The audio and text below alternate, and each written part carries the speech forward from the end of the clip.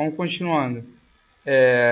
Isso aqui vai ser uma aula sobre a parte do modelo VAR e como fazer a identificação do modelo, tá certo? Então, na aula passada a gente falou do VAR na forma reduzida e falamos sobre o VAR na forma estrutural. Falamos sobre as n² menos n sobre 2 restrições necessárias para você poder fazer a identificação do modelo da forma reduzida para a forma estrutural. A gente não chegou a entrar a fundo por quê, né? E entendemos que também a estimação de OLS só será consistente a partir da estimação do VAR da forma reduzida, porque o VAR na forma estrutural ele padece do problema da endogeneidade.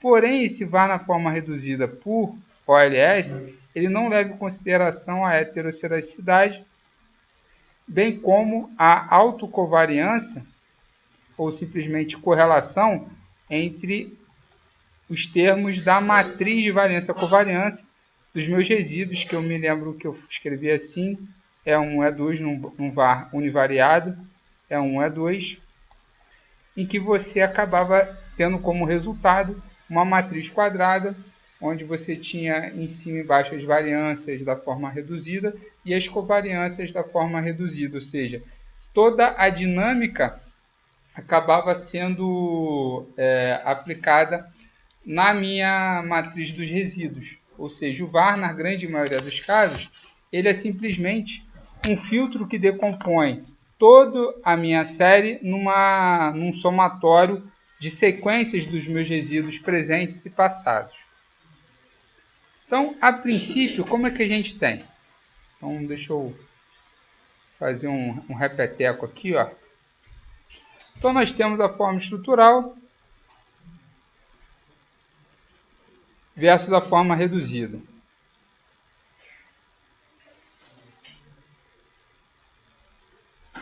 Podia acelerar isso aqui, né? Então, na forma estrutural, mais uma vez, nós temos um viés na estimativa de mínimos quadrados. Esse viés provém da questão não só da... O viés, ele vem da questão da endogeneidade provocada pelos termos endógenos em tempo presente. Mas haverá heterossedacidade também. Você tem uma variância não constante para toda a sua série. Isso faz com que não seja só apenas inconsistente, como seja ineficiente também as suas estimativas de mínimos quadrados da forma estrutural. Então, isso é uma pergunta. Se na forma estrutural existe não só ineficiência, como também inconsistência. Já o VAR na forma reduzida, acho que eu vou tirar isso aqui porque está num ritmo que não foi o que eu escrevi. Eu escrevi até um pouquinho mais rápido que isso. Já o VAR na forma reduzida, ele inverte a matriz A. E aí você tem com que a estimação pode ser possível, ou seja, ela passa a ser consistente. Mas se você pensar, por exemplo, num VAR dessa forma aqui estrutural, vou até dar um zoom aqui, ó. Se ele for 2 por 2, por exemplo, a matriz A, eu me lembro muito bem que a matriz A era assim, né? 1 na diagonal principal, e aí eu chamava aqui de A2, 1 e aqui A1, 2. Estão lembrados? Porque você sempre tinha YT, ou XT, ou Y1, Y2, dependendo do outro lado. Então, nas diagonais principais não há por que ter parâmetros, basta você colocar o parâmetro 1. Então, a matriz A tem dois parâmetros desconhecidos.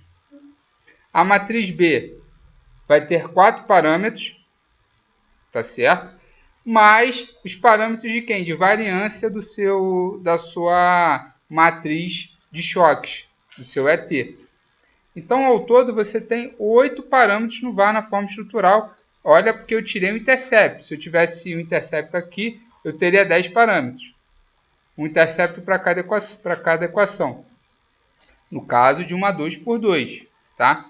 Essa minha notação aqui não necessariamente precisa obedecer uma 2 por 2. Podia ser N por N.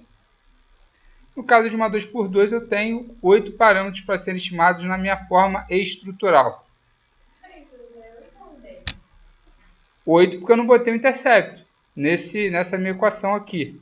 Se eu tivesse colocado aquele vetor de intercepto, por exemplo, se eu tivesse feito assim, ó.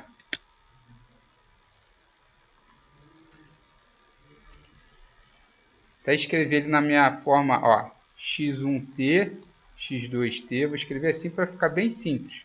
Aí que você tinha a matriz A que multiplicava, né? Onde na matriz A você tinha 1 na minha diagonal principal, e aí você pode ter o parâmetro A1, 2, A2, 1. Tudo bem?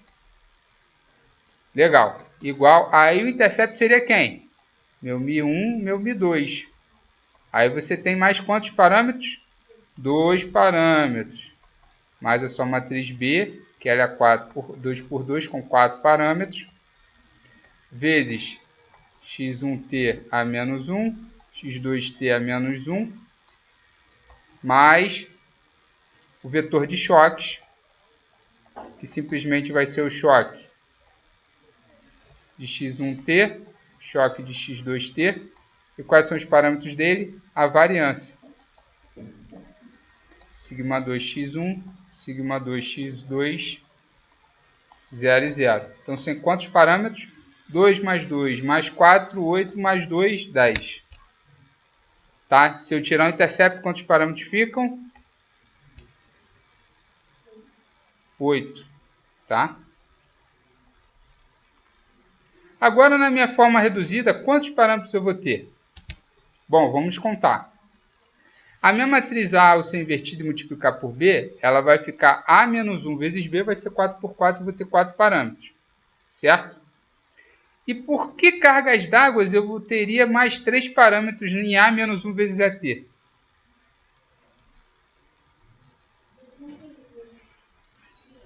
Eu não inverti a minha matriz A?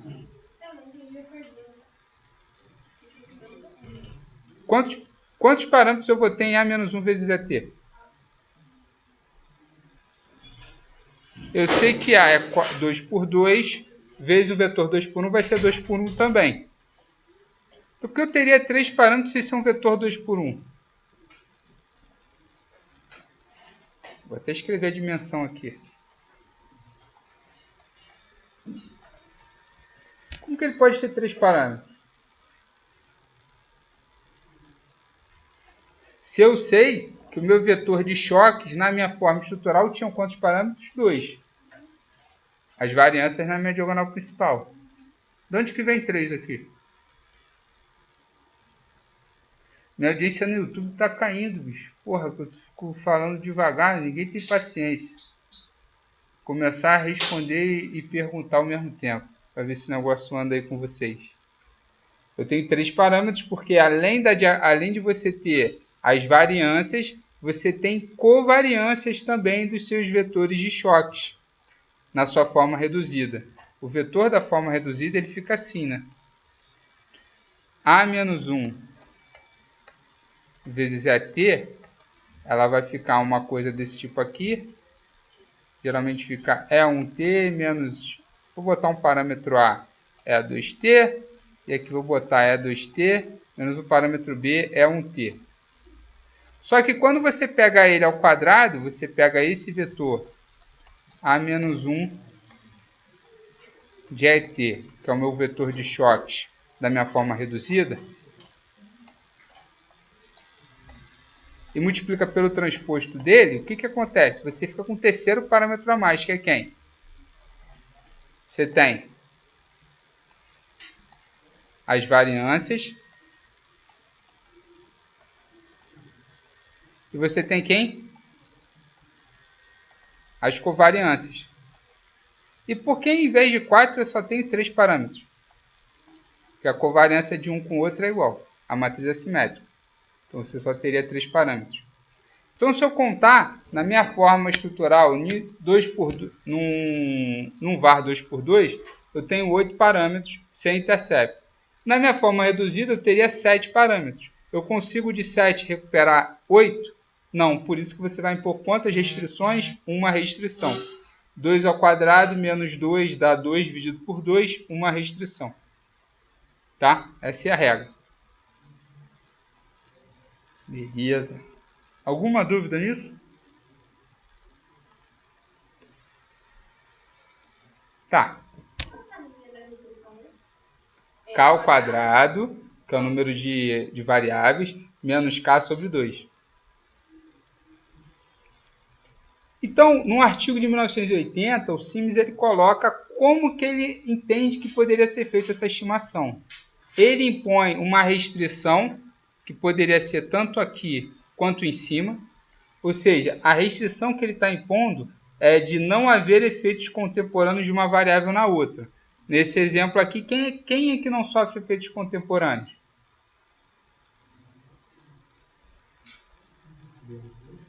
Quem?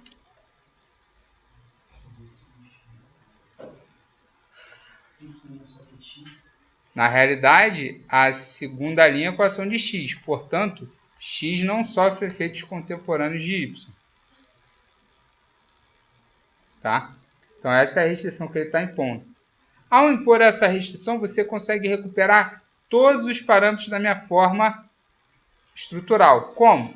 Primeiro, você vai inverter essa matriz aqui. O determinante dela dá 1 e a inversa dela troca a diagonal principal e inverte o sinal do auxiliar. E faz a multiplicação. Aqui você vai fazer uma multiplicação por b menos 1 vezes essa matriz C aqui. Só que a identificação ela vai repousar em cima da minha matriz de variância e covariância da minha forma estrutural quando eu faço a transformação na forma reduzida. B menos 1 vezes essa matriz aqui vai ficar E de YT menos B12 é de XT. 0, 1 é de XT. Então, esse cara aqui é o choque, primeiro choque da minha forma reduzida, e o E2 é o segundo choque da minha forma reduzida. Eles são independentes? Não. Por quê? No choque de E1, tem quem? Choque de X. Então, por mais que no segundo choque não tenha choque, não sofra efeitos de Y, o primeiro sofre efeitos de X e, portanto, eles não são independentes. Quando eu pegar essa matriz quadrada aqui, ó, pegar a matriz de variância e covariância dessa matriz,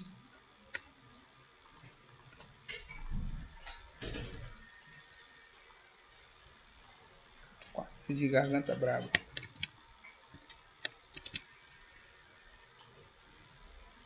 Quando eu pegar a matriz de variância e covariância, vou pegar essa matriz aqui e vou multiplicar por ela mesma transposta.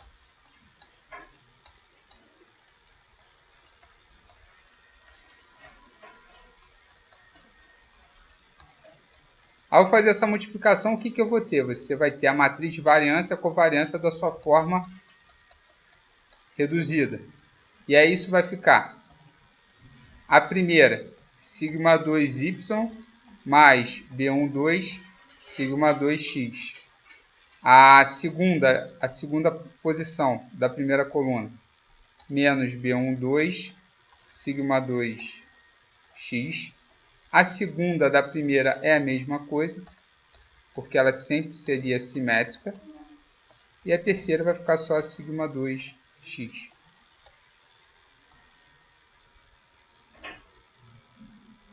Eita, rapaziada, vocês não estão sabendo fazer multiplicação de linha por coluna, vai dar ruim. Primeira linha, primeira coluna, primeira linha, segunda coluna. Segunda linha, primeira coluna, segunda linha, segunda coluna. Tá? E aí você, a partir dos parâmetros, por exemplo, se eu te fornecesse quem é sigma 2y, quem é sigma 2x, tá certo? Se eu conseguir estimar essa matriz inteira, ela dependeria de qual parâmetro? B12, certo? Aí o que eu precisaria te dar? Eu precisaria te dar alguma informação para você calcular esse parâmetro B12. Mas se eu te desse essa informação e essa informação, essa matriz toda aqui só dependeria de um parâmetro, que é B12. Tá? Então vamos supor aqui, ó, essa é a minha matriz, né, que eu desenhei ali. Desenhar rosinha em homenagem a todos vocês, porque para mim todos vocês são LGBT friends, inclusive eu. Então, ó, bem coloridinho para ver se vocês curtem o desenho. Tá certo? Ó, esse slide é o único que eu deixo vocês tirarem foto se vocês gostarem. E aí o que acontece? Eu vou fornecer para vocês a variância estimada da forma reduzida e a covariância estimada da forma reduzida. Vocês conseguem recalcular com essas três informações quem eram as variâncias anteriores da forma estrutural? Lembrando que o nosso cálculo é sempre na forma estrutural. Tá certo? Deixa eu botar uma flor aqui para ficar mais bonito ainda. Tem como? Enquanto eu desenho aqui. Legal? Então vamos lá.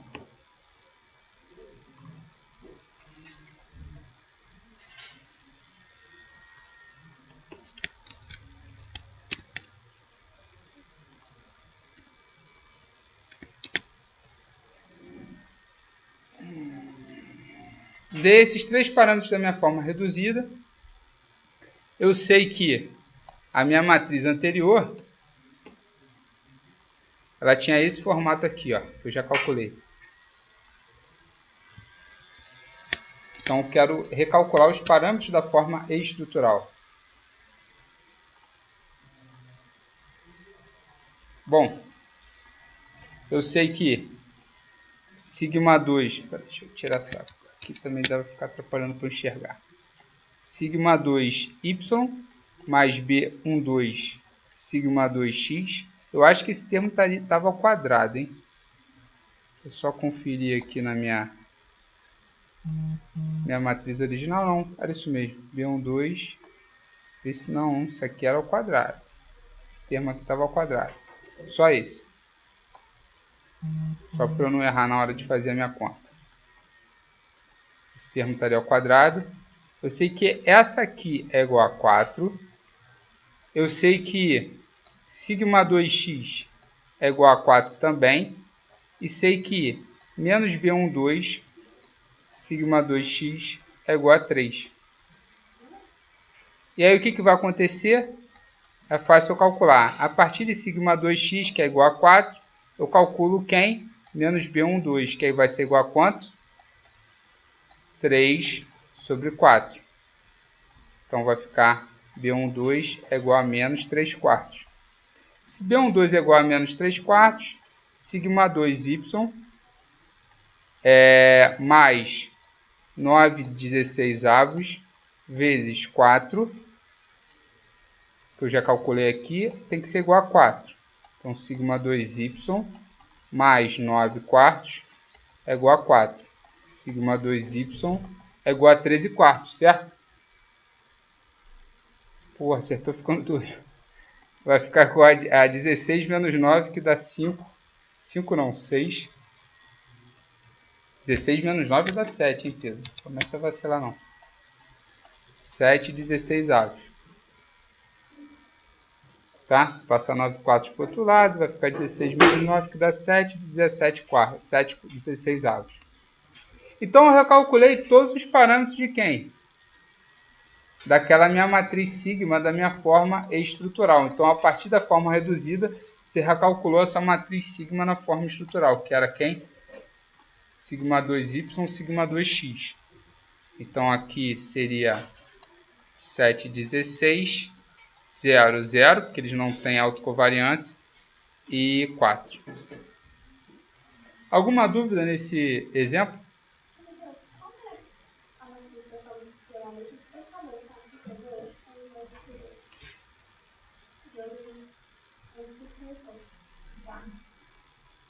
Essa é a minha matriz A, 1, 1, B1, 2, 0. Aí eu inverti e multipliquei por isso.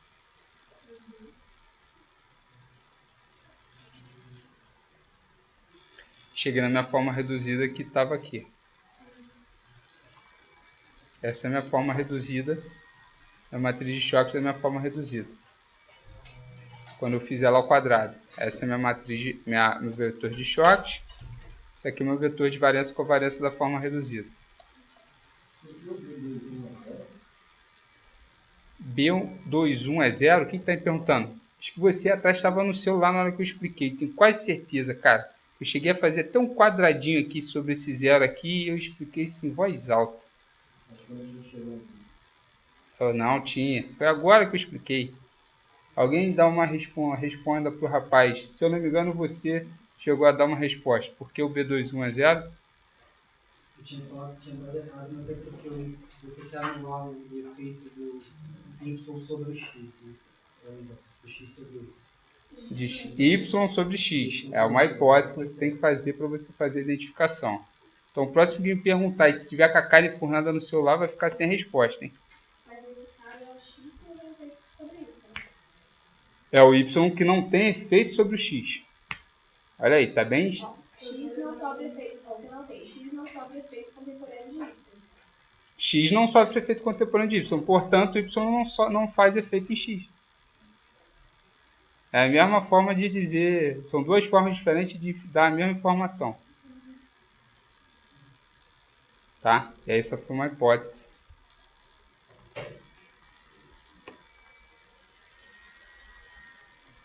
Tá? Então, o que acontece? Você pegar essa matriz A, e aí vocês podem ver no livro, só para vocês não ficarem com medo, mas se vocês pegam a matriz A e transformam ela nesse formato aqui triangular, aqui informação aqui 0, ou vice-versa, isso é a mesma coisa de dizer que você está fazendo uma decomposição de Cholesky, tá? Sobre a matriz dos erros. Então você não precisa ficar tão preocupado, mas a decomposição de Cholesky é você pegar uma matriz A e transformar ela numa matriz triangular vezes ela mesma transposta. Tem algumas formas para você calcular essa decomposição. Isso é muito feito no caso de você ter várias variáveis, então o custo computacional é elevado para você inverter matriz, então você acaba fazendo essa decomposição. Não é um assunto que eu quero tratar disso aqui agora, até porque isso é mais ligado à parte de álgebra, mas é só para vocês entenderem, porque de fato nos livros eles falam bastante da decomposição de Cholesky, sobre como é que você está aplicando ela. Então, na verdade, quando você faz a inversão de uma matriz triangular, que você está buscando fazer essa decomposição. Na verdade, ela fica mais fácil para você, por exemplo, calcular determinante, para você calcular inverso e por aí vai. Porque como você pega uma matriz quadrada e decompõe ela em produto de duas matrizes quadradas, triangulares, toda matriz triangular, o determinante é simplesmente o produto da sua diagonal principal. Fica um pouco mais fácil de você operacionalizar a coisa. Então, até escrevi aqui, computacionalmente é menos custoso, e além disso, a identificação entre os resíduos da forma reduzida para os choques da forma estrutural é automática. Matematicamente, eu escrevi errado aqui, né? Estava certo mesmo. Matematicamente, uma decomposição de Cholesky, tá? Você está calculando o problema a partir de uma perspectiva de uma matriz triangular.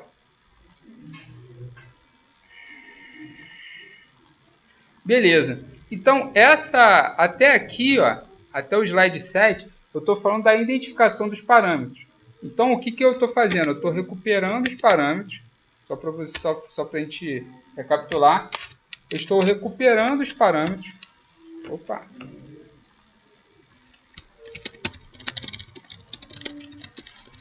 Da forma o quê? Da forma estrutural, a partir dos resultados estimados da forma reduzida.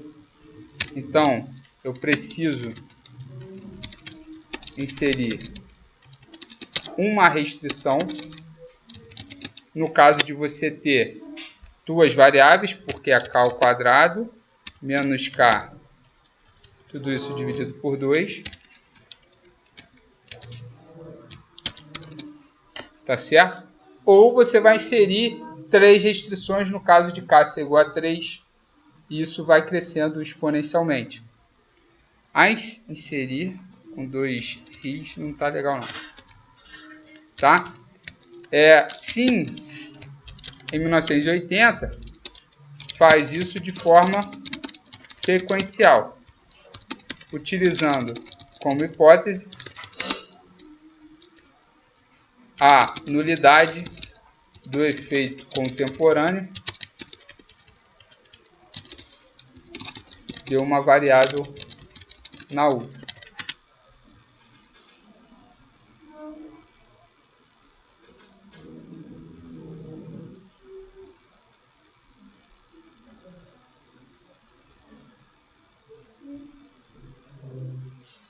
Tá? É bem simples. E aí o que você tem? Você tem 8 parâmetros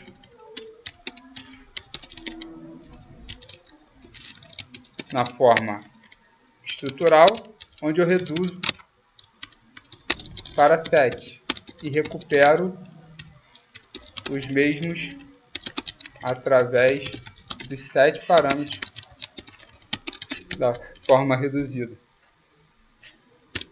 Quais são eles? 3 parâmetros da matriz de variância e covariância, 4 parâmetros da sua matriz A-1 vezes B.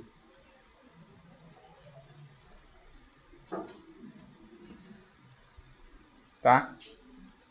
Professor, para que você precisa da sua forma estrutural? Vamos lá. Questões, necessidade. Vou inserir aqui um organograma. Cara, eu tô com a porra da dor de garganta que tá foda. Organograma, relação e hierarquia. Só a última parte do último slide, por favor. André, 27, para o trabalho. Obrigada. Não, tranquilo. Ó, então, necessidades. Eu tenho meu var aqui, né? Vou apagar esse aqui. Beleza, eu tenho meu var. Pô, qual a merda? Deixa eu arrastar ele na vertical, porque eu não quero. Pô, esse meu computador não é bom para fazer gráfico, não. Chorando pra caramba fazer um gráficozinho. Então, eu tenho a forma reduzida. Forma reduzida. Forma estrutural. Beleza.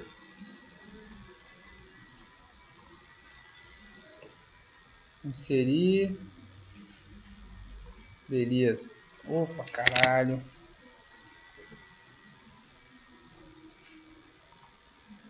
Então, na minha forma reduzida, o que você pode fazer? Você pode fazer previsão. O que eu posso fazer previsão na minha forma reduzida?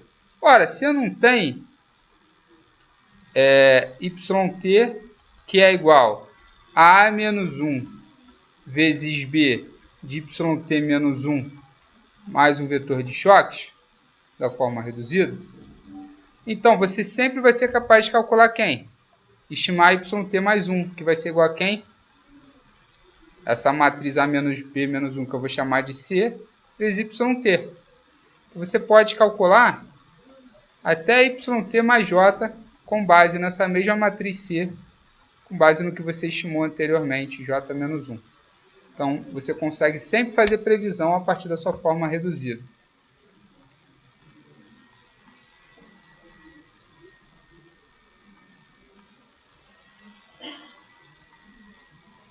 Tranquilo?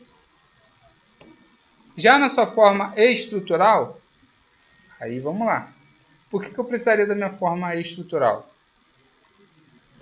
Forma abaixo. Então, opa, ficou meio esquisito aqui. Eu tive que botar várias cores.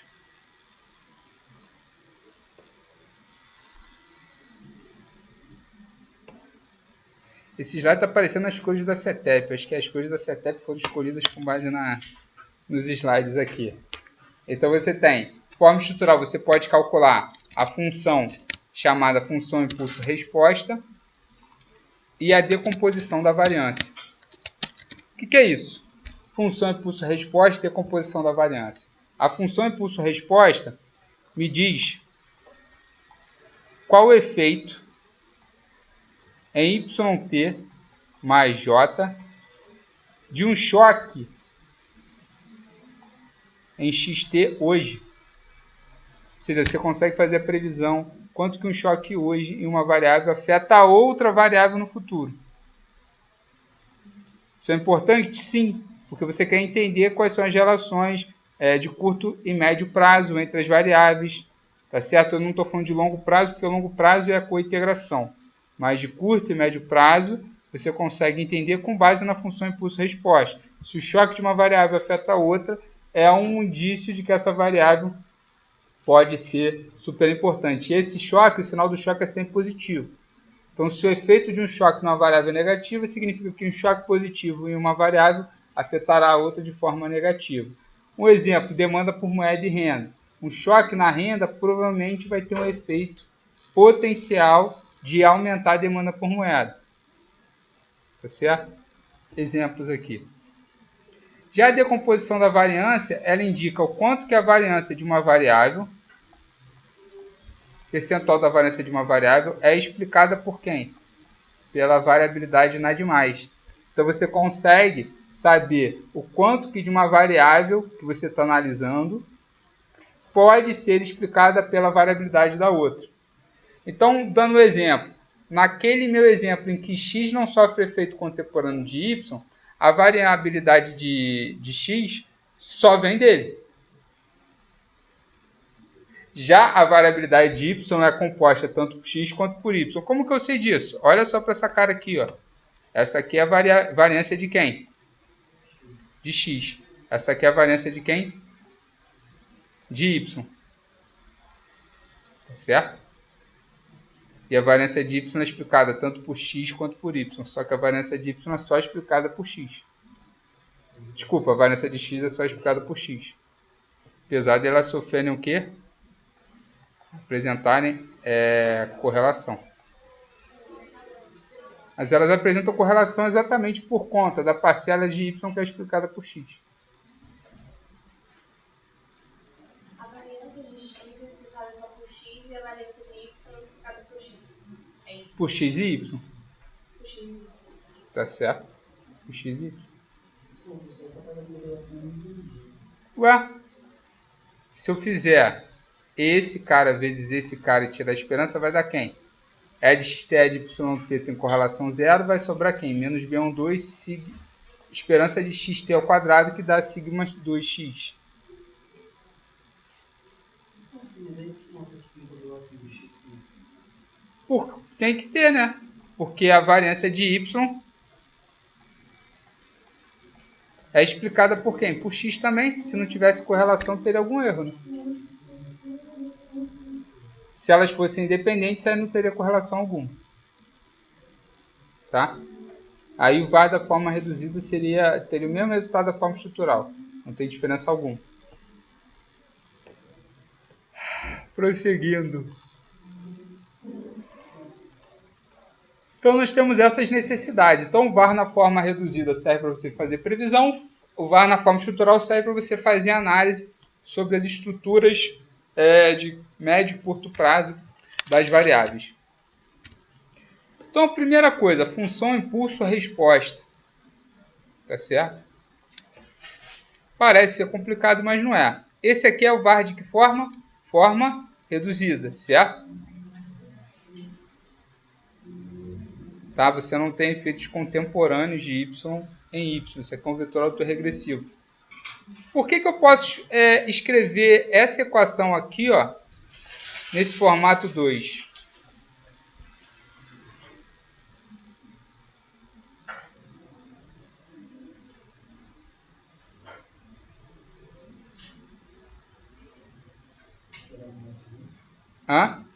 Ela é um vetor autorregressivo de primeira ordem. Tá certo? Então você pode fazer matematicamente a mesma coisa que você fazia com uma variável só que com um vetor. A única diferença é que você está calculando uma conta matricial e não uma conta linear, com escalares. Então, recursivamente, isso é bem simples, né? Quem é y1? y1 é a y0 mais é 1, certo? Quem é y2? A vezes y1 mais é 2, que vai dar a ao quadrado y0 mais a é 1 mais é 2. Fazendo isso sucessivamente, quem vai ser yt a ao quadrado y0, então deixa eu até botar uma barra aqui, mais somatório de A elevado a I, de E elevado a T menos I, indo de 0 até infinito. Posso regredir infinitos períodos. Portanto, ele só pode ser estacionário, lembrando que aqui você está conseguindo até identificar os efeitos, né? Só vai ser estacionário se essa matriz A elevado a I, ela for estacionária também. Então, para uma matriz elevado a uma potência, o que significa? Você multiplicar a matriz por ela mesma. Para ela ser estável, aí vocês escrevam aí, os autovalores e módulo precisam ser menores do que 1. Então, os autovalores da matriz A e módulo tem que ser menores do que 1.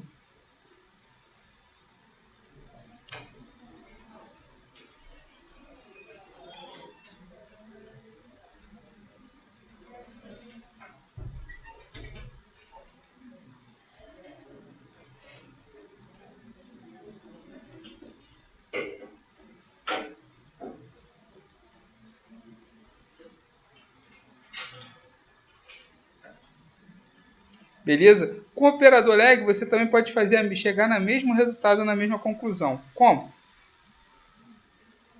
Alguém quer dar uma sugestão aí? Como que eu consigo chegar à mesma conta recursiva com o operador leg?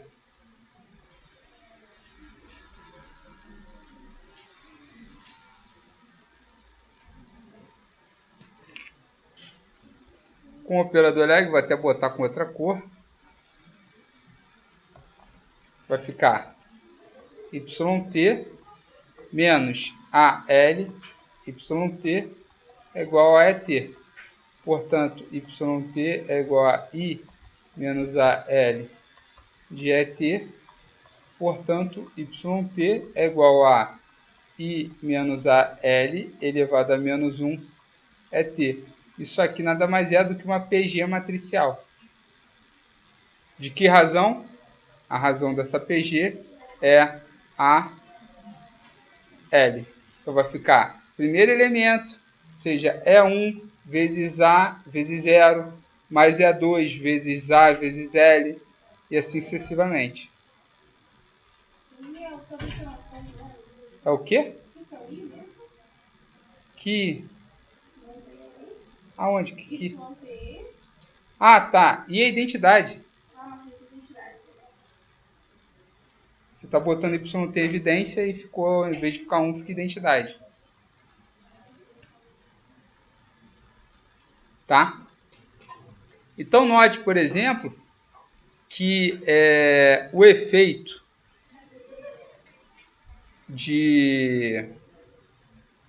do choque de uma variável, de um erro de uma variável, ou a inovação de uma variável sobre uma segunda variável, quanto mais no passado vai ser essa matriz elevado a i, então vai ser um parâmetro dessa matriz elevado a i, e esse parâmetro, se ele não for menor do que 1 em módulo, quanto mais no passado você tiver, maior será o efeito. Portanto, não faria sentido, você teria um resultado não estacionário. Então, você precisa que os parâmetros dessa matriz A vezes B é menos 1 ou A menos 1 vezes B sejam de fato estacionários. Tá? Você não pode ter uma matriz que cresce com o tempo, do contrário, choques passados teriam efeitos maiores do que choques contemporâneos. É a mesma discussão que a gente teve para R1. E se você reparar, o que a gente fez aqui? A gente transformou um modelo VAR em um VMA infinito. Transformamos eles no vetor de médias móveis infinito. Invertemos esse vetor. Então, você só consegue inverter esse vetor recuperando os parâmetros da forma estrutural e calculando os efeitos dos choques e outras variáveis. Então, é isso que a função impulso-resposta faz. Basicamente isso, ela calcula o efeito de choques nas variáveis contemporâneas, invertendo a relação e calculando esse efeito que é basicamente linear, só que vai ser multiplicado por cada leg. Então, se o parâmetro for maior do que 1, é possível que os efeitos dos choques cresçam com o tempo, o que denota uma falha na conclusão da sua pesquisa. Então vamos para um exemplo numérico aqui.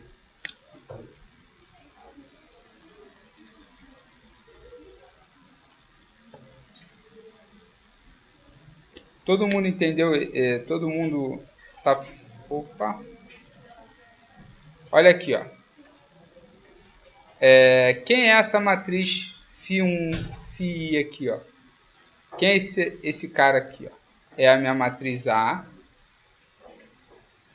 multiplicada pela minha matriz B a menos 1. Quem é a minha matriz B?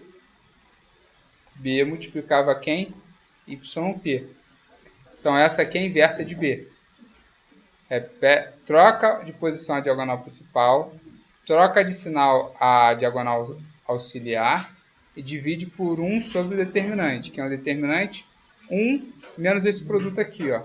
Então essa matriz aqui, ó, como é que era esse modelo originalmente? Era B vezes xt, que era igual a A vezes xt menos 1, mais ET. E aí você transformou esse modelo como assim, ó. Professor, está certo disso? Estou, porém tinha um valor inicial aqui, ó. Estão enxergando? Podia ter um intercepto, o valor inicial, tanto faz. Então, essa transformação aqui, ó, que é essa minha matriz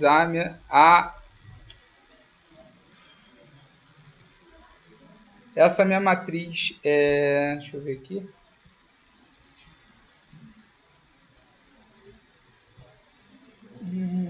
Transformei.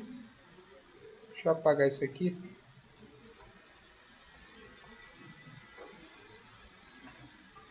Ver se eu consigo raciocinar aqui. Beleza. Mas a matriz A, qual era ela? Hã? Qual é a minha matriz A? Tanto faz. É uma matriz quadrada qualquer. Não, nesse caso, ó, porque originalmente é B, XB igual... Ela é uma matriz quadrada qualquer. Tanto faz. Pode ser A1, A12, A21, A22. Tá? A só B que tem esse formato aqui mais peculiar. Porque na diagonal principal você fica só com uns. Tá? Que a gente inverteu nesse caso foi a B, certo? No que você inverteu nesse caso foi B. Muito bem. Tá? Aí o que você tem? Aí você chegou a essa equação aqui. Ó. Deixa eu tirar o zoom. Aí você chegou a essa equação aqui. Ó.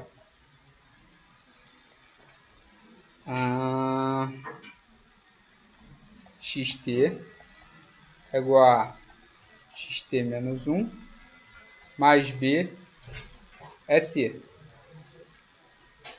Deixa eu só corrigir isso aqui.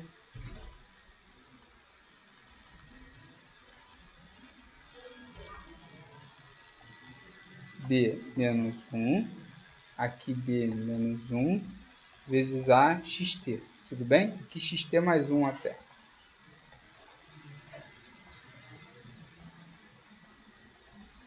Tranquilo? Aí o que aconteceu? Esse parâmetro aqui, ó, quando você inverter ele vai ficar multiplicando essa matriz aqui toda hora. Tá? E aí você vai chegar nessa equação aqui, ó, onde xt é igual a um valor inicial mais somatório de quem? A vezes B é menos 1 do seu vetor de choques, é T. Aí ele está chamando A vezes B é menos 1 de quem? Dessa matriz aqui, ó, Φ. Essa é a minha matriz A, B menos 1.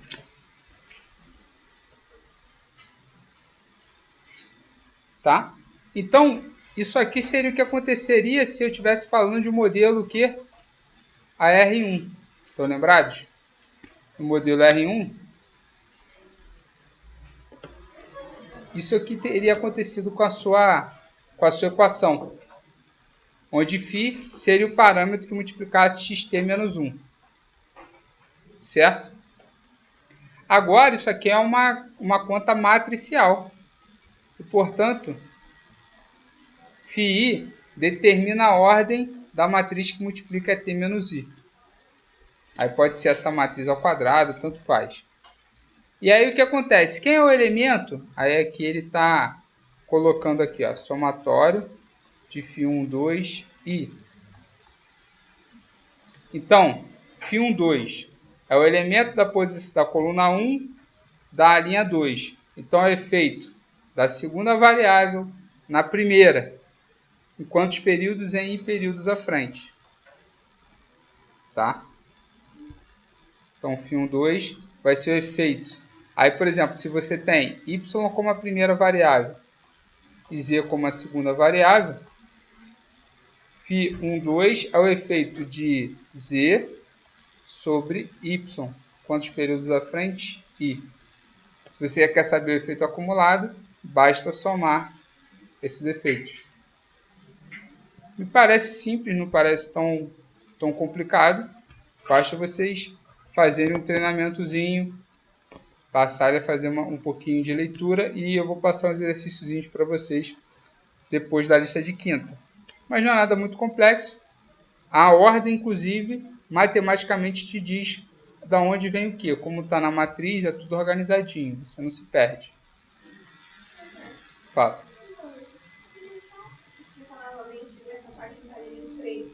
Você colocou o x tem mais 1. Isso. Tá, isso. Essa construção, né?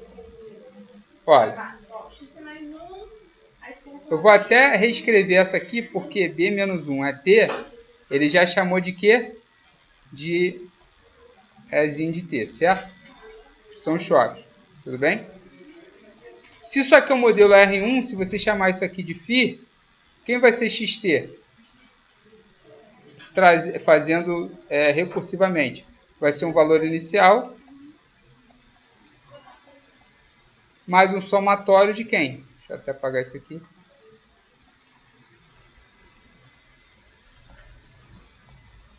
φ elevado a i de ET menos I.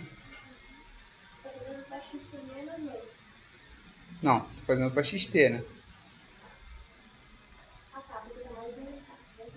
Tá, isso feito de forma recursiva. A gente fazia isso direto no modelo AR, para inverter para o modelo MA. E aí eu me lembro que eu já perguntei, inclusive na lista, qual é o efeito de um choque contemporâneo de xt, qual é o efeito do choque 10 períodos hoje e 10 períodos lá na frente. Aqui você dá a mesma resposta, só que não é só o choque da sua variável, é o choque da outra variável em uma segunda. Pode fazer os efeitos cruzados aqui.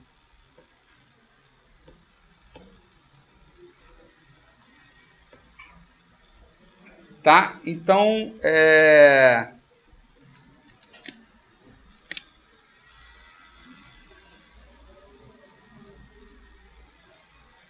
se na realidade você pode fazer com que n tenda para o infinito, ou seja, você pode fazer os efeitos hoje, lá para o final dos tempos, o efeito de estado estacionário, para saber se tem efeito persistente ou não, esse somatório ele tem que convergir. Se o somatório converge, os autovalores dessa matriz precisam ser todos em módulos menores do que 1. Então, eu botei aqui, ó, somatório da matriz menor do que infinito, ou seja, tem que ser... tem que convergir esse somatório. Além disso, o efeito de uma variável, de um choque de uma variável lá no infinito, na verdade está ao contrário, né? Esse desenho, essa explicação minha está errada, né? Não é o efeito de ZT mais J, é o efeito do choque de ZT mais J, ó. Aonde? Só que não é efeito de ZT mais J, é efeito de ZT, do choque de ZT aonde? YT mais J, quando J tende para o infinito. Então vamos supor um choque hoje sobre uma variável lá no infinito, tem que ter efeito nulo. Senão o seu modelo é não estacionário. Tá? Então vamos recapitular aqui. A função impulso-resposta. Então primeiro, ela provê o efeito de um choque em uma variável sobre outra.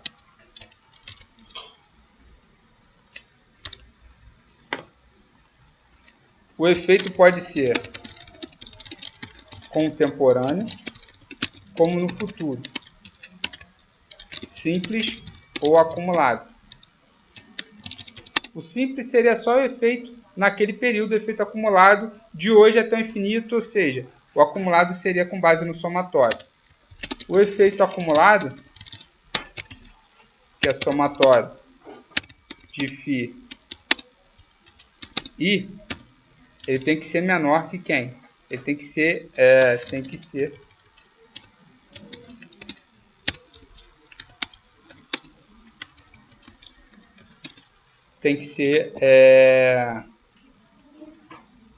convergente.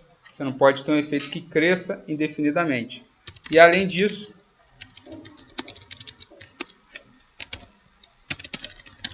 o efeito no futuro longínquo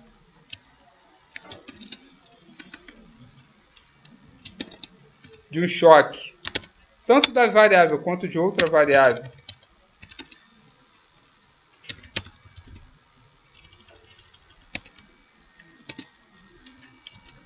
aí eu vou botar z de t, ele tende para zero quando j tende para infinito. Beleza? Então, esses são os fatos utilizados na minha função impulso-resposta. E ela é calculada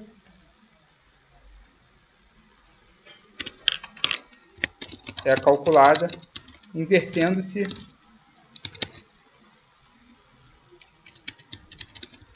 o processo var estrutural no formato de vetor de médias móveis estrutural.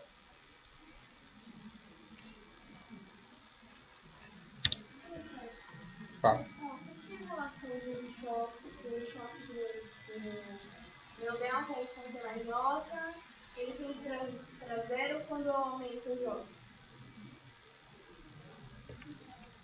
Boa pergunta. Ó. Vamos tentar interpretar. Faça J igual a 50. Qual o efeito de um choque em dólar ou em câmbio sobre o PIB daqui a 50 anos? Você espera que esse efeito seja grande ou pequeno? Tendendo para zero, né?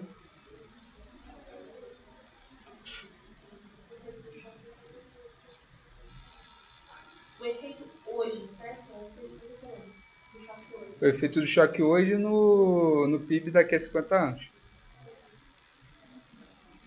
Boa pergunta. Tá bom? Mas esse vai ser o choque futuro. Não, o choque hoje. O choque futuro seria qual? Aí o choque futuro, o MA infinito, você não sabe, né? Eu não sei, porque o MA infinito é sempre... O MA, médias móveis, é sempre com as médias móveis no passado. Você conseguiria calcular o efeito de um choque daqui a 2 períodos, daqui a 5 períodos, entendeu? Ó, você tem um modelo... vamos trazer para a nossa média móvel, que a gente lembra. YT é igual a θ é t menos 1 mais é t, certo? Eu sei que o choque ontem vai ter feito hoje, certo? Qual é o efeito, então, que é o que você me perguntou, hoje de um choque em t mais 10? Tem efeito? Não, é inesperado, é sempre zero. Essa sua pergunta, filosoficamente, é sempre respondida como não tem efeito, porque no futuro o efeito de um choque é sempre zero. O que você pode assumir é o efeito de um choque futuro sobre um futuro longínquo. Tá, o efeito de ET mais 2 em ET mais 11. E aí seria esse caso que a gente está chamando de efeito futuro. Não, nesse caso eu estou vendo o efeito de um choque hoje sobre uma variável no futuro. Mas aí na teoria a gente consegue ver o efeito ou contemporâneo no futuro. Então, o efeito contemporâneo de um choque hoje na variável hoje ou um choque hoje na variável no futuro. Legal? Lembrando que um choque é o Amaralzinho sem dinheiro casando com as mulheres que ele casou. Certo? Algo inesperado. Pensa no Amaralzinho aí, ó. Por mais que seja simpático. Era coveiro aí, ó.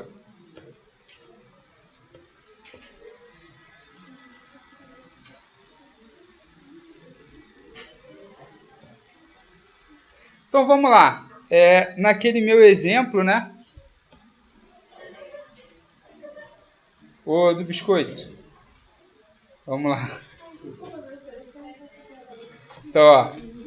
No meu exemplo, o que você tem? Ó? Repara, eu reduzi o problema para ficar bem simples, tá? Essa é a minha forma estrutural e minha forma reduzida. Forma reduzida, certo? Estou enxergando aqui, ó.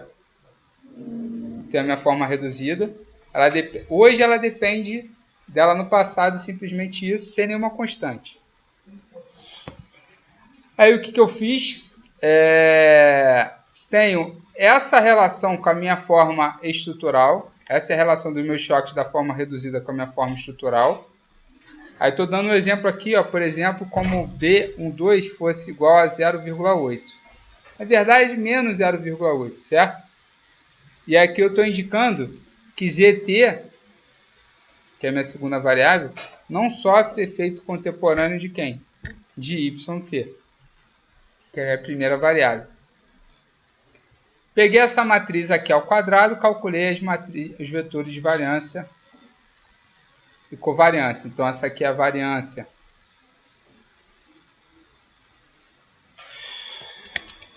Essa é a variância estimada da minha primeira variável na minha forma reduzida, variância estimada da minha segunda variável na minha forma reduzida, as covariâncias cruzadas da variável na forma reduzida. E aí eu consigo recuperar todos os parâmetros. Deixa eu ver só se eu continuo o exemplo aqui. Beleza. Cara, eu já pulei para decomposição de variância? Pô, fiquei muito tarado. Não pulei não. Então vamos lá. Então repara que 80% de um choque de YT vai ter efeito contemporâneo aonde? No choque da sua forma reduzida, certo? Estão enxergando ou não? O choque hoje tem efeito de... O choque hoje... O que esse quadro está me dizendo? Que são os choques da minha forma reduzida explicados através da minha forma estrutural, tá? Aqui são os choques da forma reduzida explicados como função dos choques da minha forma estrutural. Espero que vocês estejam enxergando isso aqui. Vou dar um zoom.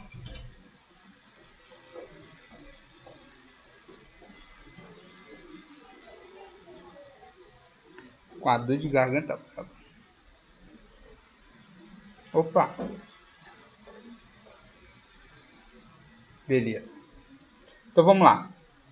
Qual é o efeito de um choque em YT hoje? Vai ter um efeito de 0, de uma unidade de choque. Vai ter um efeito de 0,8 aonde? Em XT. E vai ter um efeito de uma unidade direta em quem? YT. Estão enxergando ou não?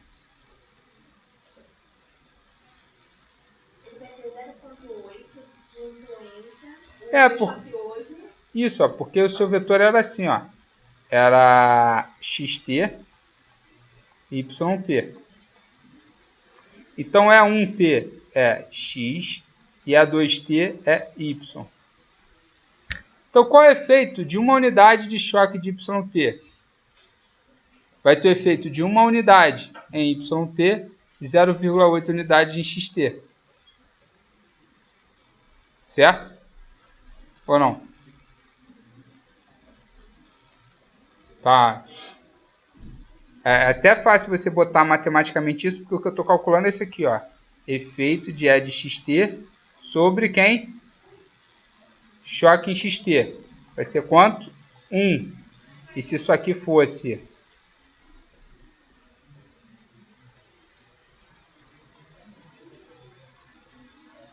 xt em relação a E de yt, seria igual a 0,8.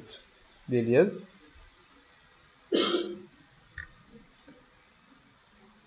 Todos em xt. A primeira equação é EXD.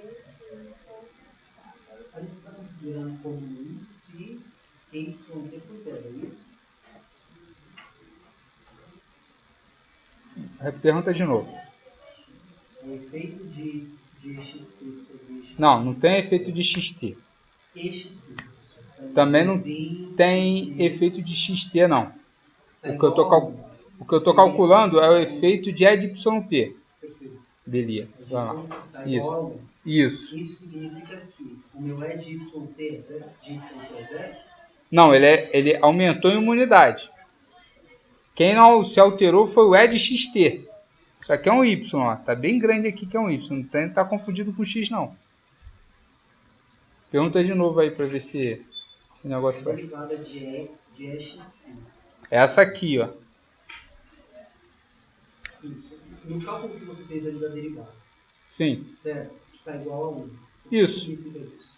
Ué, qual a derivada de y igual a x de y em relação a x? Porra, pera aí. Y igual a x. Qual é a derivada de y em relação a x?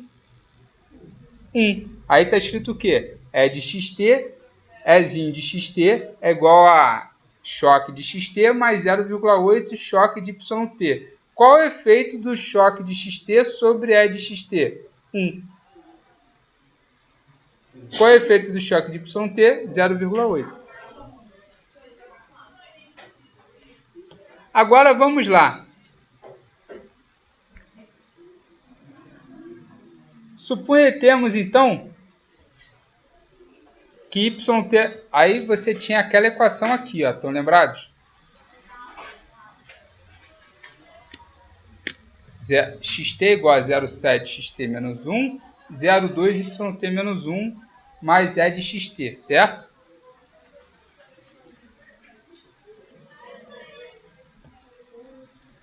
Tínhamos essa equação aqui.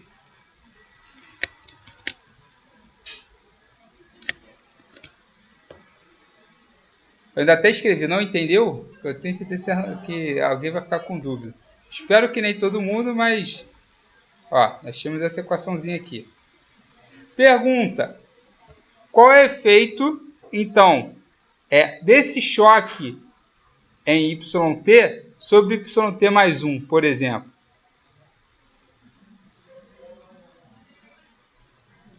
Olha, se eu for calcular o valor esperado do choque de yt, eu sei que ele não tem efeito nenhum no choque de yt mais 1, certo? Eles são independentes, é um ruído branco. Tudo bem? Bom, ele tem efeito em xt? Deixa eu até apagar isso aqui para não ficar comendo. Ele tem efeito em xt?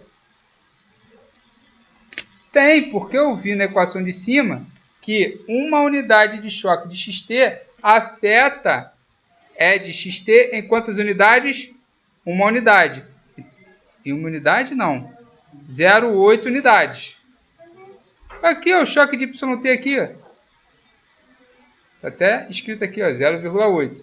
Então vai ficar 0,2 vezes 0,8. Deixa eu só ver se eu não errei. Tá certinho. Mais 0,7. Qual é o efeito de um choque de xt em yt? É linear, é direto, 1 para 1. Então vai ficar 0,7 em 1. Então, o efeito de um choque de yt em yt mais 1 é quanto? 0,2 vezes 0,8 mais 0,7 vezes 1, que dá quanto? 0,86. Aí é a pergunta de baixo. Não entendeu? Não entenderam? Foto desse slide? Esse slide tá bonito, né, meu irmão? Deu um trabalho da porra. Depois eu vou botar os haters aí da avaliação. O hater do quadro passado era assim: professor não prepara os slides e não prepara os slides e só usa slide de sala de aula. Eu falava, caralho, meu irmão, só pegava quadro e usava o slide e às vezes corrigia o slide. Eu falei assim, porra, esse quadro eu vou foder esse jeito, meu irmão. Vou pegar os slides só escrito e vou botar esse desgraçado para copiar, porque achar slide eles encontram. Eu vou ler, vocês fiquem calmos que eu vou fazer a leitura dos haters aí e aí vou passar a nova avaliação. Fazer igual aqueles caras de lendo os haters, acho maneiro. Que é bom que a gente dirime alguns mitos. Mas fiquem tranquilos que eu posso explicar isso mais uma vez. Não tem estresse. Isso aí tá muito bem debruçado no livro do Enders também. Pô, teve haters aí caçando slide, rapaz. Tô te falando. Eu vou te mostrar o jeito e você vai me dar razão. Vou te mostrar o jeito e você vai me dar razão.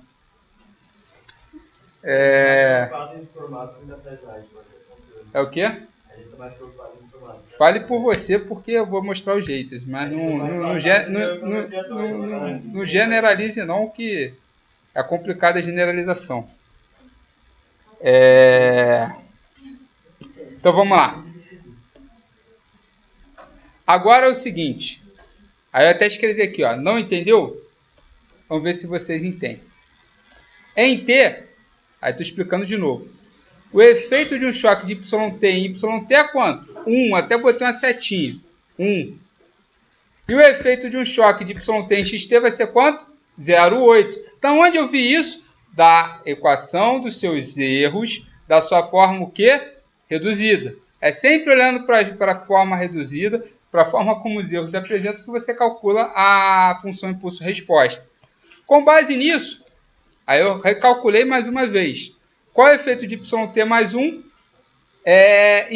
Qual é o efeito de um choque em YT e YT mais 1? 0,2 vezes quem? 0,8.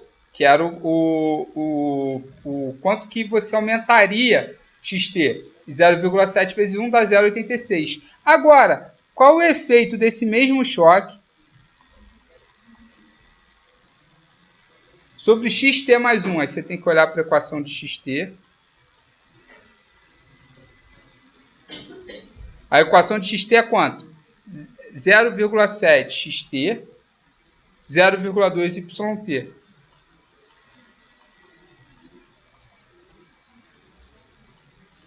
Então vai ficar 0,7 vezes XT mais 0,2 YT. Aí agora só inverteu as setinhas. 0,7 vezes 0,8 mais 0,2 vezes 1, que vai dar 0,76. E aí você sabe o efeito de YT em XT mais 1 e YT mais 1, certo? Com isso, você calcula o efeito depois em YT mais 2 e XT mais 2. Depois em YT mais 3 e XT mais 3, e assim sucessivamente. Recapitulando. A minha audiência no YouTube já tá puta já. Essa é o X mais 1 ou Qual? a do X mais 1? Do X mais 1 ficou tranquilo, ó. Olha só, ficou, porque essa aqui é a equação, ó. Essa aqui é a equação de XT, certo? Certo. Você já sabe o efeito de quem? De YT mais 1 sobre as duas variáveis. Em Y vai ser 1 e X vai ser 0,8. Substituiu aqui, ó. X vai ser 0,8. Y vai ser 1. 0,7 vezes 0,8 dá 0,56. Uma tabuadazinha meio trick. Pega 7 vezes 8 e ninguém sabe calcular. Dá 0,56 mais 0,2, 0,76. Lembrando que a prova da Ampec não tem calculadora não. A minha também não tem não. Bom, nisso, quem vai fazer Ampec aqui? Só para eu saber. Quem sabe o que é Ampec? Eu não sei, pô. Tô perguntando. Quem sabe o que é Ampec? Não desmoralize seus companheiros. Não sejamos educados. Quem que sabe o que é Ampec? Todo mundo sabe? E quem vai fazer? Ninguém. A Ampec está desmoralizada mesmo. Ninguém quer fazer Você não está para se formar agora? Você não está para se formar agora? Você vai ser um fator determinante.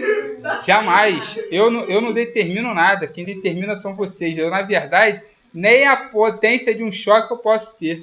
Na verdade, eu sou no máximo um facilitador. A nova pedagogia é que o professor é um facilitador da transmissão do conteúdo, onde o aluno, o discente, é o protagonista do seu processo de aprendizado. Então chega o desgraçado daqui, ou a desgraçada com o celular na mão, querendo aprender por osmose, não está sendo protagonista, está sendo coadjuvante. Esse cara tem que ser excluído do processo, que não é mais de aprendizagem, é ensinagem. É um processo onde você ensina e aprende ao mesmo tempo, e vocês são protagonistas. Se não perguntou, se não estudou, se não fez exercício, eu estou dando oportunidade, aí tem que ter o feedback, entendeu? Então, essa é a nova literatura pedagógica da coisa. Então, nem choque eu posso ter, nem função, impulso, resposta eu posso produzir. Vocês que vão produzir os resultados de vocês através do seu esmero. Legal? Então essa aqui eu gostei, achei que ficou redondinho. Então já fiquem atentos aí que depois dessa lista pode aparecer mais uma próxima, tá bom? E o quadro já está acabando. Tem que falar, pô. Então aqui, ó, eu tirei aqui umas partes do livro, só para não copiar e colar o mesmo texto, para não ficar muito maçante. Opa! Deixa eu dar um Ctrl Z aqui e tirar o zoom. Tá? Então aqui o que eu estou mostrando? Eu estou mostrando exatamente esse efeito estimado, tá vendo? O que é isso aqui? A minha função impulso-resposta de quem? Opa! De um choque de ZT. Sobre quem? Sobre a sua variável x. E aqui um choque de YT sobre a sua variável y. Aqui é a mesma coisa. XT, YT. Na verdade, eu estou achando que é o contrário. É a do Anderson. Aqui vai ser sobre Y agora e aqui vai ser sobre X. Tá, então você consegue estimar. Repare que os efeitos são declinantes no tempo, estimados. Tá? Então você consegue calcular exatamente o que você calculou olhando só para a sua estrutura de choques da sua forma reduzida. Recalculando a partir da sua forma estrutural, você calcula a sua função impulso-resposta, esses efeitos. Tá?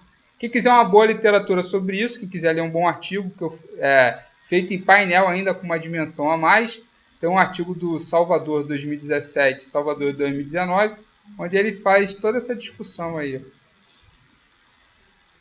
Bota lá, procura esse tal de Salvador aí, que tem vários exemplos de função impulso-resposta e decomposição da variância aí, onde na verdade eu fiz o efeito do BNDES sobre investimento privado. Eu queria saber quanto que um choque no BNDES afeta o investimento privado. O efeito era zero. O que eu estou dizendo? Estou dizendo que não há efeitos contemporâneos do BNDES sobre a decisão de investir das empresas. Portanto, o BNDES não tem papel determinante nas decisões de investimento. Quando você vai fazer uma análise sobre fund e decisão de investimento, o BNDES não tem efeito predominante dentro desse período da amostra que eu estava fazendo, que se eu não me engano era de 2002 a final de 2015. Então não houve um efeito tão importante assim do BNDES. Ele, na verdade, funcionava mais como um substitutivo de fund do que como um estimulante. Porque se só fosse um estimulante, um choque do BNDES provocaria um choque no meu investimento privado. Você teria os efeitos, né?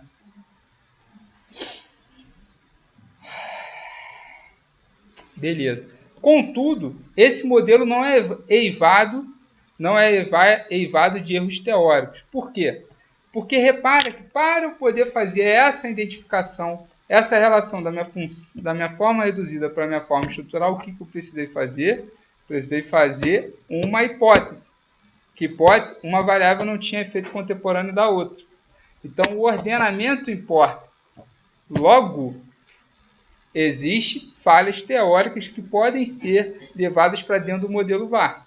Então, você pode interpretar erroneamente o modelo simplesmente porque você fez uma restrição que não era realista. Na verdade, não era Y que não sofria efeito contemporâneo, era X que não sofria efeito contemporâneo. Tá certo?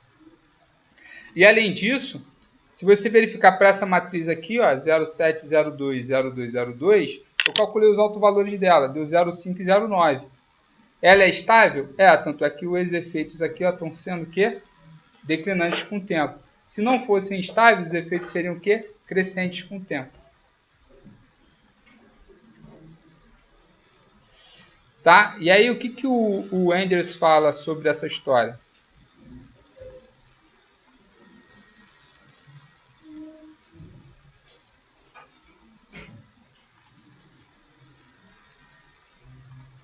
Pronto. Então você estima primeiro os coeficientes da forma reduzida por mínimos quadrados, tá? Então é isso que ele está colocando aqui, ó. Você estima por mínimos quadrados. Então para uma amostra de tamanho T, né, você vai desenhar T números aleatórios como uma sequência, né, dos seus choques, do seu ET. Muitos softwares eles acabam fazendo esse desenho a partir de uma função de números aleatórios. E aí você consegue, via Bootstrap, gerar os intervalos de confiança. O que é Bootstrap? Bootstrap é a reamostragem. É diferente de reamostragem, porque a gente fala de simulação de Monte Carlo, que é uma ressimulação. Bootstrap é, uma vez simulado os números aleatórios, você só fica ressorteando eles para ver se surge alguma diferença. E aí você consegue calcular os intervalos de confiança dessa minha função impulso-resposta. Então, como que eu calculo? Geralmente você vê nos softwares esses intervalinhos aqui, ó, para saber se os efeitos dos choques que você calculou são significativos ou não.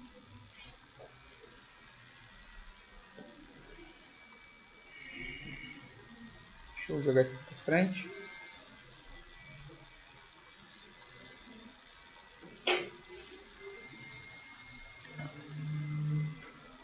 Então, o que você faz? Você vai estimar a forma estrutural de T como se fosse um processo autorregressivo e você vai obter a sua função impulso-resposta. Você vai repetir esse processo milhares de vezes e aí você pode gerar milhares de funções impulso-resposta. Através dessas simulações de milhares de funções impulso-resposta, as que tiverem dentro do intervalo de confiança são não significativas e as que ultrapassarem o intervalo de confiança passam a ser o quê? Significativas. Tá?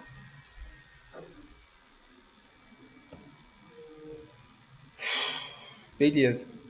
Tá? Essa parte de simular intervalo de confiança só pode ser feita através do Bootstrap, da reamostragem. Você vai reestimar esse processo 1000, 10.000 vezes. Você pode brincar à vontade com os softwares que permitem esse cálculo. Mas, analiticamente, você não está trazendo informação nova, você só está fazendo uma reamostragem, um processo de Bootstrap. Legal? Então, você consegue fazer o impacto de um choque sobre uma determinada variável, inclusive calcular o intervalo de confiança desses impactos. Ponto. Agora, vamos para a decomposição da variância, que também não é nada muito difícil. Mas quando você fala decomposição da variância, não é a variância, não é isso aqui, ó, variância de xt. É erroneamente entendida como isso. Mas na verdade você vai estar calculando a variância de quem? Da previsão ou o erro da previsão. Tá? Quando você for fazer uma previsão, o que a decomposição da variância te informa? Qual é a variável mais importante? Qual é a variável que pode fazer com que você erre mais ou menos na hora de você fazer a sua previsão? A variância da sua previsão é uma espécie de viés de estimativa. Então, como é que eu calculo isso? Com base na equação de xt, que era isso aqui, ó, xt não era igual a A0 mais A1 de xt menos 1 mais ET, você calcula a equação de xt mais 1, adiantando ela um período. Aplica a esperança na criança, a esperança de um choque ontem, a esperança de um choque amanhã, hoje é 0. Tá certo? E aí você tem exatamente quem? O seu resíduo estimado.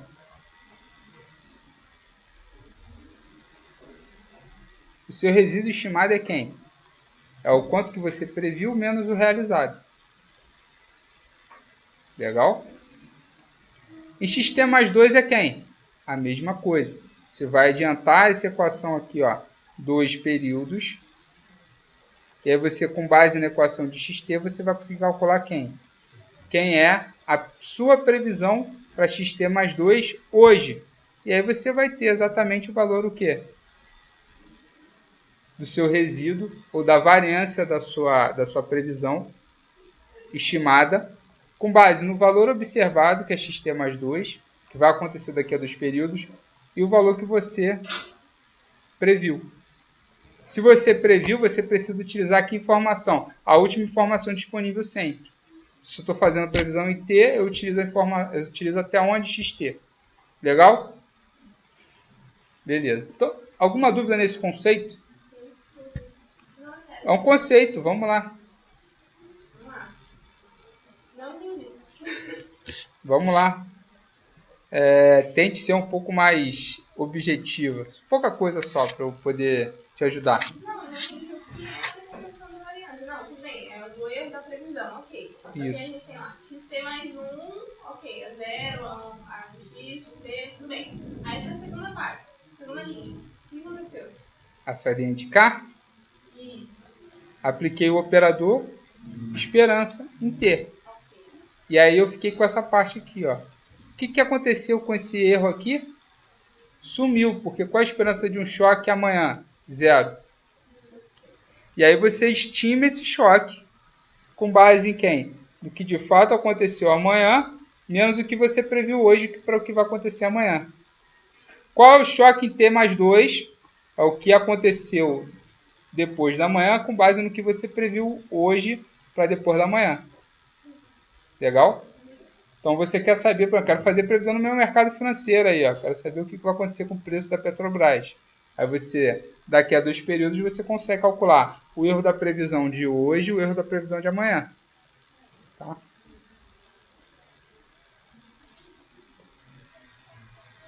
Continuando então para N períodos, repara só, para N períodos, você consegue fazer exatamente a mesma conta. Você consegue prever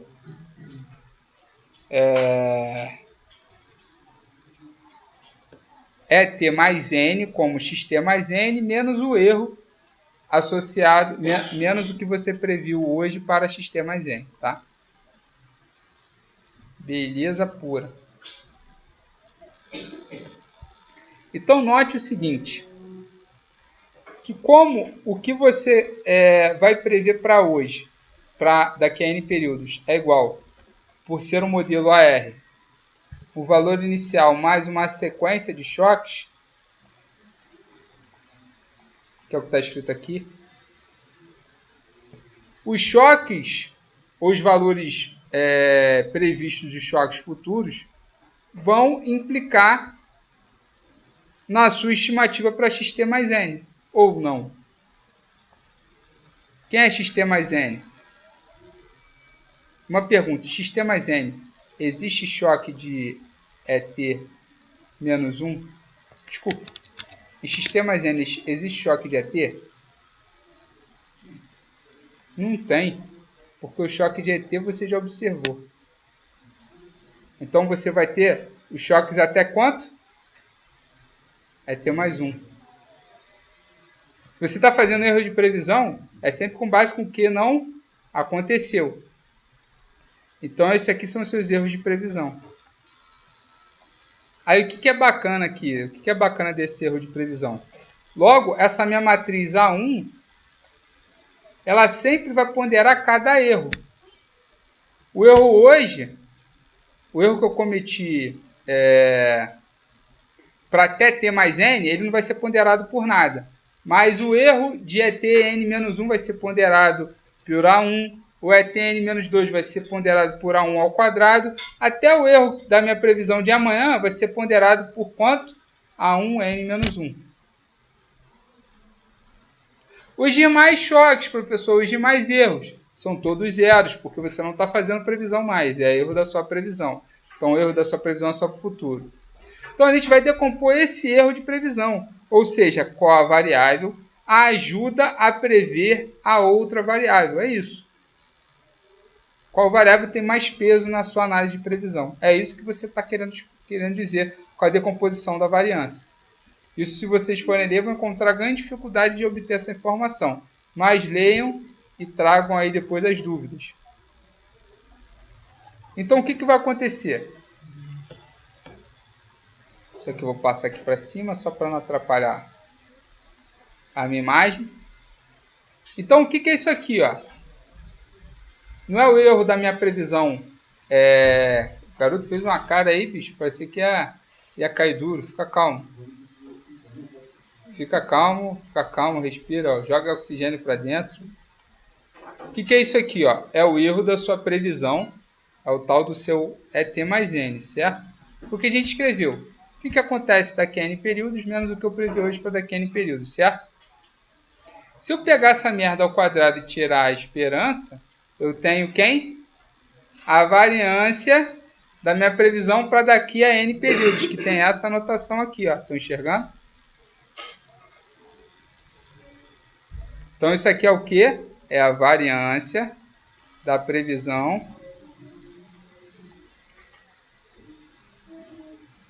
em N períodos à frente.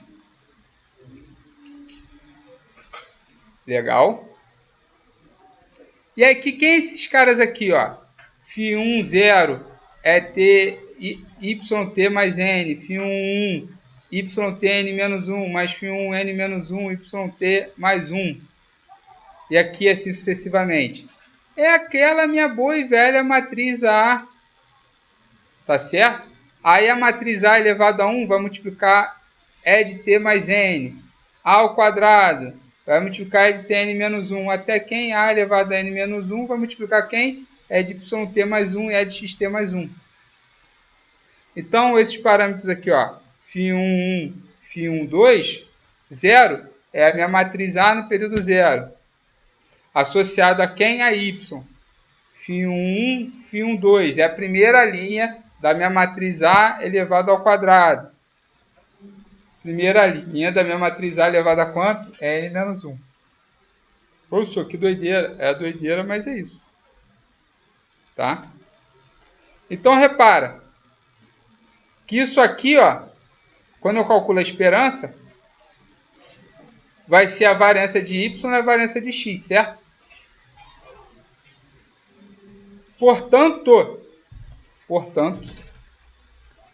a variância de Y mais a variância de X compõe quem? A variância da minha previsão de Y para N períodos no futuro.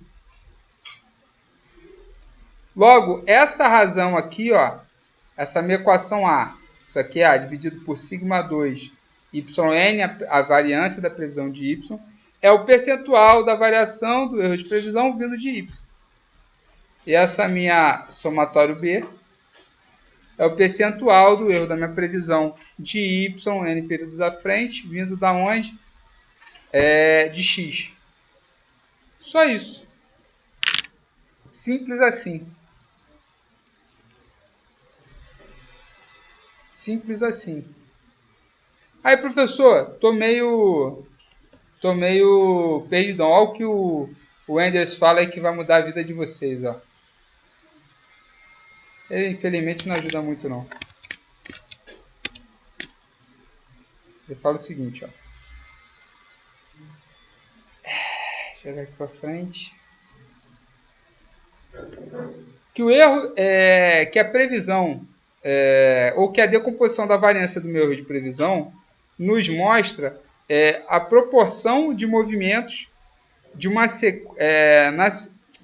proporção de movimentos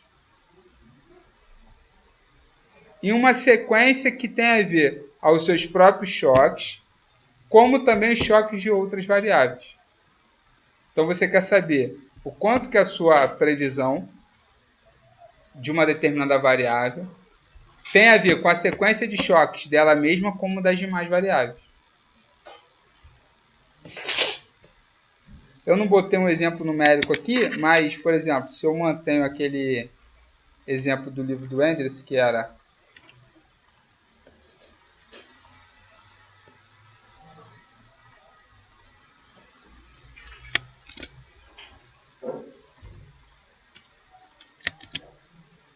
esse exemplo aqui, ó. Eu sei, e E aí eu pego a minha matriz de erros. Cadê? Vou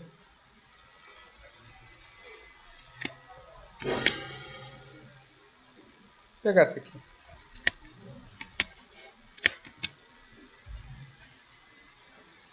Minha matriz de erros, essa aqui. Ó. Então, o que eu sei? Que xt e yt vai ser igual a um valor inicial mais um somatório da inversa dessa matriz aqui, ó, 0,7, 0,2, 0,2, 0,7. A inversa dela elevado a n de quem? Vezes quem? É de xt. Na verdade é de 1t. É de xt, é de yt. Mais n. Onde n vai de 1 até infinito. Então, se você quer prever desculpa, viajei. Devia ter trabalhado com n, devia ter trabalhado com outro indicador aqui. E vai de 1 até n, de menos 1 vezes i, é t mais i, e é de yt mais i. Aí você tem que pegar essa matriz aqui, calcular a inversa dela, elevar a 1. Então só vou calcular uma inversa aqui. Porra, a inversa dessa aqui é um saco, hein? Vai ficar 0,707, menos 0,2, menos 0,2. O determinante dela é 0,49, menos 0,04, ou seja, 0,45, tudo bem? Aí, ou seja, quem é a decomposição da variância de yt mais 1? Da variância da minha previsão de yt mais 1. É quem? Só elevado a um período. Então, vai ficar 0,7 vezes 0,40 dividido por 0,45 vezes a variância de x. Mais, desculpa, menos. Só que isso aqui tem que ser ao quadrado, né, brother? Não pode ter sinal negativo. Então, caralho. Vou apagar isso aqui que eu já estou ficando até meio tonto.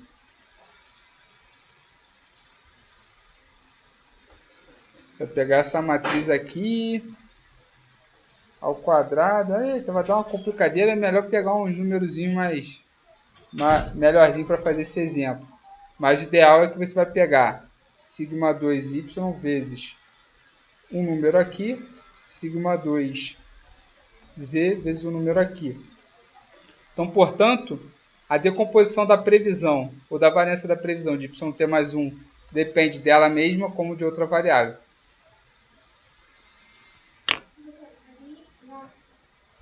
Na segunda linha, a primeira matriz é xt e n? Claro. Deixa eu melhorar aqui a...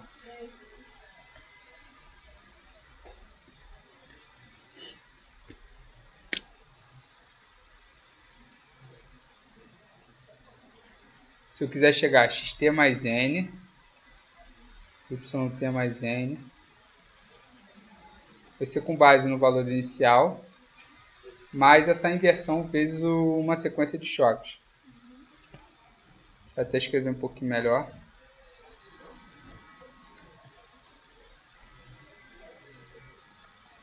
Elevado a menos 1 vezes i. Aqui eu vou apagar também para ficar bonitinho. Mais i mais i. Vou trazer um exemplo numéricozinho para vocês. Normalmente na terça-feira.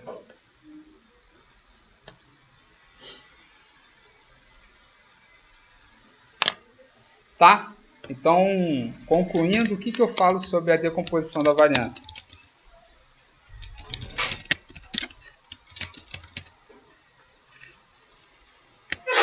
É em relação a quem? A previsão da minha série ou das minhas variáveis futuras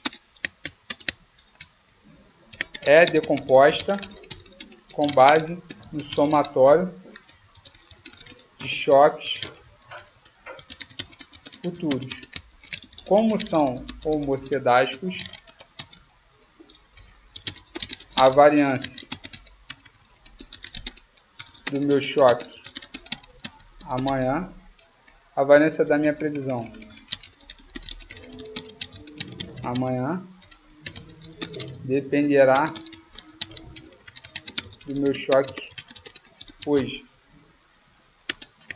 Além disso, cada choque em cada variável será ponderado por um somatório que obedece à ordem da matriz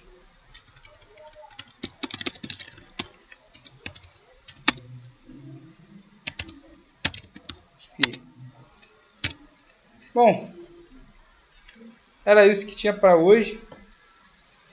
Quem quiser uma boa leitura, só um minutinho. Quem quiser uma boa leitura aí, tem no livro, não vou tirar não, fica tranquilo. Tem no livro do Enders, se eu não me engano, é capítulo 4, o capítulo 5 para essa parte.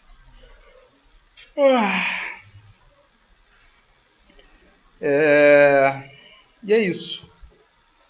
Deixa eu encerrar aqui.